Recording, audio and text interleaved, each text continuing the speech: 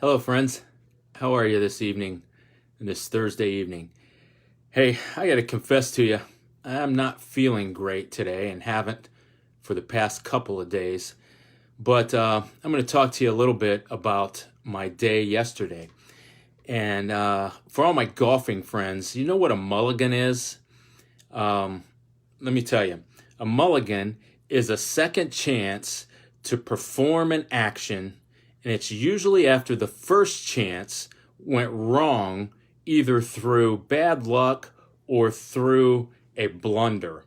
Well, I blundered yesterday like crazy, right? And I had, I have, I wanted a mulligan. I wanted a do-over, you know? And I'll tell you a little bit about my day. Like I said yesterday, I woke up yesterday morning. I actually woke up in the middle of the night with a fever and chest congestion and coughing. And, you know, it's like that same thing, you know, whenever, and I'm sure it's happened to some of you recently when if you sneeze or you cough or you start feeling bad, you think, oh no, I have the coronavirus, you know? And so I didn't sleep. I was up the rest of the night and was sick with congestion, chest cough. And so then I got up, finally got up and around the next morning, and I could tell it was gonna be one of those days, right? I spilled coffee all over the place, and just didn't feel like, I felt miserable and didn't feel like being up and around. And I knew it was like, I showed my imperfections because it was, I allowed the pressure of everything that's happening. As often as I've talked to you about this, I showed my imperfection because I allowed the pressure of work. I allowed the pressure of, I'm putting together this it's called a CARES Act package. Some of you have probably heard of it. It's the loan slash grants that are going out to nonprofits and churches and small business from the Small Business Administration. Well, I'm dealing with 3 banks at one time, and was talking to each one of them off and on, and really didn't feel like it, but I felt like I had to do it. You know, I had to keep at it and keep pressing on, keep on keeping on. That's kind of my motto, you know. And at the same time, I'm continually learning new things on the fly and trying to keep up with a regular ministry, just like all pastors are doing. And just an FYI, pastors should be considered like those frontline workers, you know, because they need your prayers. And I'm not saying that because I am one. I am one, obviously, but we need your prayers. We need your support. Because many of us are learning new things on the fly in regards to social media and learning how to conduct online meetings through online platforms like Zoom and broadcasting our service live and those kinds of things. And then to top it off, my wife is out of town and she's caring for her mother, who was discharged from the hospital and spent several days in ICU and wasn't doing very well at all. So she was discharged at home, but can't take care of herself. So my wife is spending the week there with her. And have you ever had one of those days where just everything that could go wrong just seemed to go wrong, right? And in one of those days where you knew it would be better had you just stayed inside and away from people. Well, that was me yesterday, you know.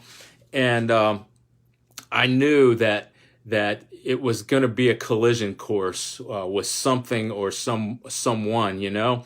And so some lessons are learned from watching others and learning from that, and some lessons are learned just from living them yourselves. Well, I learned a valuable lesson yesterday through living it myself, and you'll know what I mean because I'm going to talk to you about.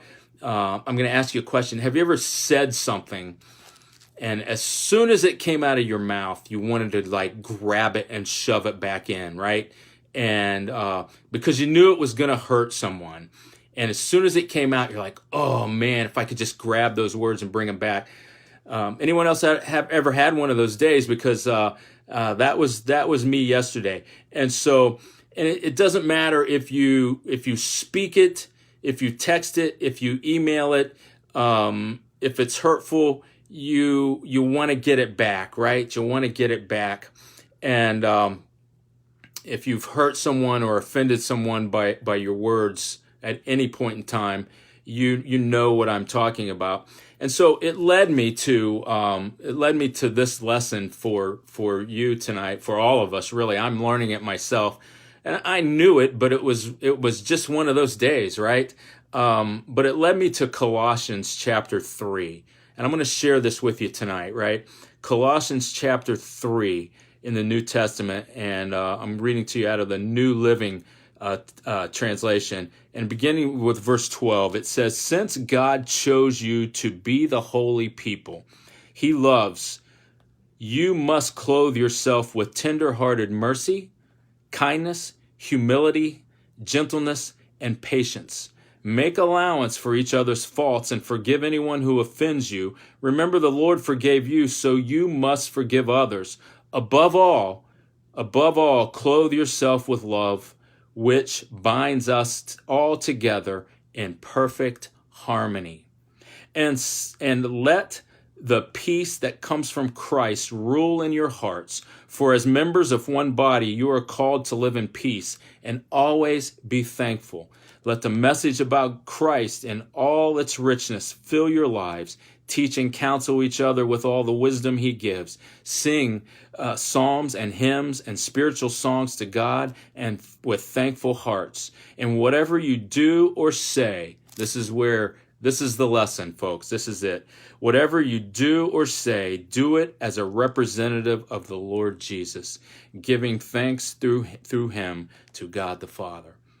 Whatever you do or say, do it as a representative of the Lord Jesus. So I'm sure that there's been a lot of us sometimes, and I know yesterday wasn't the first time for me, and unfortunately, it probably will not be the last where I've said something, and as soon as it came out, I wanted to grab it because I knew that the recipient was going to be hurt. All right? And so here's the lesson. All right? We have to, as believers in Christ, we have to, that make up this body, we have to clothe ourselves in tenderness, in kindness, in humility, in gentleness, and in patience. It has to become who we are. Those have to be characteristics of our life and how we live our life, and they have to be on display all the time. And listen, I'm not saying that we have to be perfect, but we need to strive to be as Christ-like as we can be. We always have to strive to be Christ-like, and above all, the peace and the love of Christ has to be on display. And those Colossians 3:12 through 17. So I came up with 4 things, right? And I got to live these. I got to live these today and tomorrow. But it's this. Here's the lesson, right? Here's the focal point of the lesson. 4 things that we need to do. So if you've been a person who has said something that has hurt someone, you've texted something that's hurt someone, you've emailed something, and you just want to get it back, you know as well as I do, you can't take those words back. But here's what you can do, right? Number 1, drop everything. Drop everything. Drop what you're doing, clean your plate off, and make sure that you're focused in on this, right? So number 1 is drop everything. Number 2 is humble yourselves. Humble ourselves, and what I mean by that is then go to the person. So you've dropped everything, you've cleaned off your plate, you've made this a focal point, and number 2, humble yourself and go to the person. And number 3, we have to apologize and ask for forgiveness. That's number 3. Number 4 is make restitution if needed. All right? Make restitution if needed. Listen, Christ is transforming our lives daily, right? He's transforming us into His likeness, and all of these things that we must be, that have to become who we are. That is what He is, right? And that is what that is His desire for our lives, and that's His desire for who we are to become, and that should be on display. So that's it. Pray for me, because I got to do those 4 things with the person that I harmed. All right. And so I love you all, but I want to remind you that that God loves you so much more. So you now know what a mulligan is, right? You know what a mulligan is. And I'm telling you, it's ironic that he just popped on here, but my old college roommate is on here, and we used to spend a lot of time in our younger days golfing. So we took a lot of mulligans in our day, right? We took a lot of do-overs. So anyway, pray for me. I don't feel good, and I was lucky to get through this, but I have one of those new televisits scheduled tomorrow with my doctor. So praying I can shake this thing. All right. Love you all. God loves you. Let me pray for you. Father, thank you for this day that you've given us. Thank you for those that are on here watching. Thank you for the lesson that you taught me through this. And even though my words may have harmed someone and hurt someone, I am thankful for Colossians 3:12 through 17, that I can clothe myself in tenderness, kindness, humility, gentleness, and patience, and I can live out this plan that you had just given to me, to drop everything, humble ourselves, apologize, and ask for forgiveness, and make restitution. We thank you that that's in place. That's your plan. That's not my plan, and it's scriptural. So, Father, would you be with each one of us, and may we just rest in your presence tonight, and we give you honor and glory in your name.